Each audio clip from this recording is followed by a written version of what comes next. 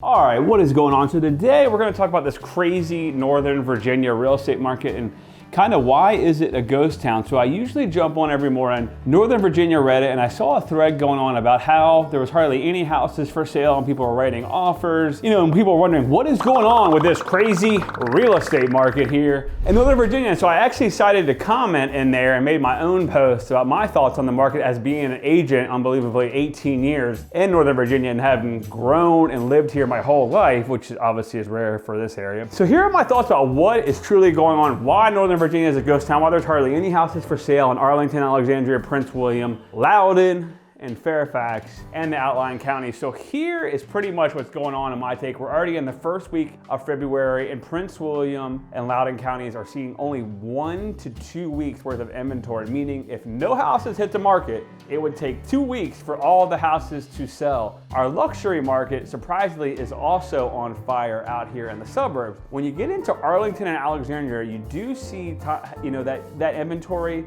and the days on market a little bit higher, but those numbers there are really skewed because of the condo market in Fairfax, which is pushing close to an $800,000 average sales price, is also completely on fire. So in my Reddit post, I'm gonna go over here what my thoughts were on the market. So typically here, number one, the spring market starts right after Christmas here, January 1st. We start to see it take off. People sick and tired of their house. They want to move up and buy a bigger house. But this winter, as you know, has been brutally cold. We had people getting stuck on 95 for a day. We had snow, kids out of school for a week. And that has really pushed out anyone wanting to get their house on the market. If you got your kids at home and all that, you're not gonna put your house on the market, obviously. If it's 20 degrees out every day, you're not gonna put your house on the market. So as this week and here, the second week of February, I'm seeing the temperatures rise. My costs for people wanting to sell are starting to increase. But here's the thing, the activity for the buyers, which is my point number 2, did not slow down. Why? Interest rates have started to creep up. So many buyers who have been sitting on the sideline kind of got antsy and they really started going out and looking, and yet there's still not much for sale. So the buyer demand has been there while the people wanting to sell has not been there. This has also had a trickle-down effect, as if you live in a townhouse, smaller single family, condo, and you want to move up to a bigger property, well, people in the bigger properties are not selling due to what I just talked about, the terrible winter, and so you're not going to sell your house and move up to the next house. So that has truly had a bad ripple effect on the market. Another point, my point 3, is the pandemic had a strong grip on our market this winter. As we got into this early spring market, which didn't happen, we also had the pandemic and people were having to quarantine and miss work, and obviously schools were closed. People and all kinds of things were going on with the pandemic. So look, let's be honest, if the flu was bad this season, the pandemic is going on, cases are high, numbers are looking worse, you're not going to want to get your house on the market. You're not going to want people going in and out of the house. So that was obviously another huge thing. All right, number 5 would be there's lack of new homes. Most of the projects around here are 55 plus. I did talk about that more on the Reddit thread. Reason being is the counties are more or less going to approve those neighborhoods a lot easier, and builders know it's going to be easier to get approved because it's not going to overcrowd the school system, which we've already had. But also keep in mind the supply chain issues the builders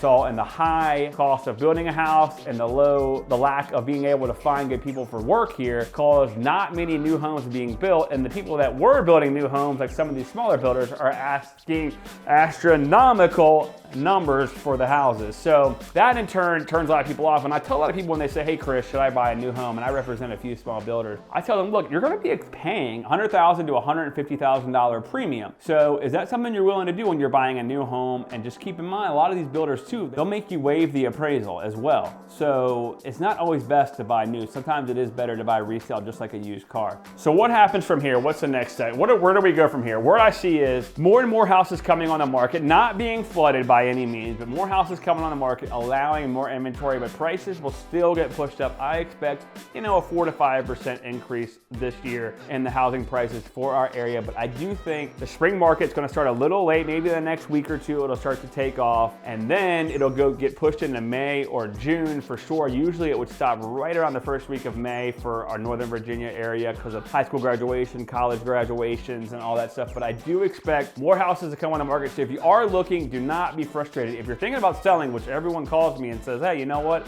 I want to sell, but the problem is I have nowhere to buy, or how does all that work? We can sit down and talk with you more about that. doing things of doing rent back or contingencies, we are getting them done. I've done my last several deals have done that, where people have moved up to another home. So let's go into this as well. I want to talk about the average sale prices for January, which our market was just completely insane again.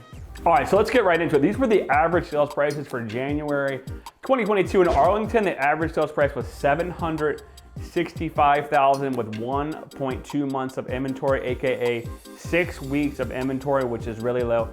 Alexandria, $598,000. Keep in mind the condo market does push that down somewhat. Fairfax County, $705,000 with only 3 weeks of homes on the market. Loudoun County, $699,000, 2 weeks of homes for sale on the market. We're gonna link below. You can also text me below as well. A video we just shot on Ashburn, Virginia, one of the hottest markets in the United States. Prince William County, average sales price $503,000, 2 weeks of inventory. Then you get out to Stafford County, $471,000 for 3 weeks of inventory. So there is my quick real estate market update. I'm Chris Colgan with Keller Williams Solutions. Text me at the number below if you're thinking about buying or selling a house. I will see you at the top or from the top.